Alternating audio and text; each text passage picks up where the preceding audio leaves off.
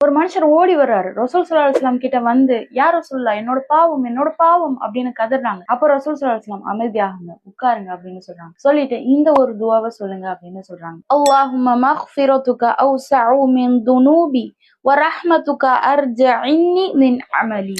இத சொல்லுங்கன்னு சொல்றாங்க. அதை சொல்றாங்க. திரும்ப சொல்லுங்கன்னு சொல்றாங்க. திரும்பவும் சொல்றாங்க. திரும்ப சொல்லுங்கன்றாங்க. திரும்பவும் சொல்றாங்க. உங்களோட பாவங்கள் மன்னிக்கப்பட்டுருச்சு அப்படின்னு சொல்றாங்க. சுப்ஹானல்லாஹ். என்ன துஆ அது? யா அல்லாஹ், உன்னுடைய மக்ஃபிரா, உன்னுடைய பாவ மன்னிப்பு என்னுடைய பாவங்கள் எல்லாத்தையும் விட ரொம்ப அதிகமானது. உன்னுடைய அன்பு, ரஹ்ம், இரக்கம் என்னோட செயல்கள்ல நான் வச்சிருக்க நம்பிக்கையை விட ரொம்ப ரொம்ப அதிகமானது.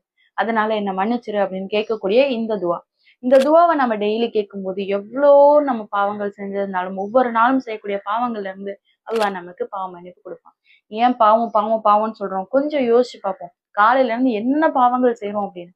கண்ணால செய்யக்கூடிய விபச்சாரம் செய்யாம இருக்கோமா? இல்ல யார பத்தியுமே குறையே பேசாம, புறமே பேசாம அமைதியா இருக்கோமா? அல்லாஹ்வுடைய நினைப்புல மட்டும் இருக்கோமா? இதெல்லாம் பார்த்தோம் அப்படின்னா ஒவ்வொரு நாளும் நம்ம எவ்வளவு குற்றங்கள் செய்யறோம் அப்படின்றது தெரியும். அந்த குற்றத்தோட மறுமையில அல்லாஹ்வை சந்திச்சோம் அப்படின்னா நமக்கு தான் பாதிப்பு. அல்லாஹ் பாதுகாக்கணும். நம்மளுடைய பாவங்களுக்காக அதிகமா துஆ செய்வோம். இந்த ஒரு துஆவை இன்க்ளூட் பண்ணிப்போம். இன்ஷா அல்லாஹ். அஸ்ஸலாமு அலைக்கும் வரஹ்மத்துல்லாஹி வபரகாத்துஹு.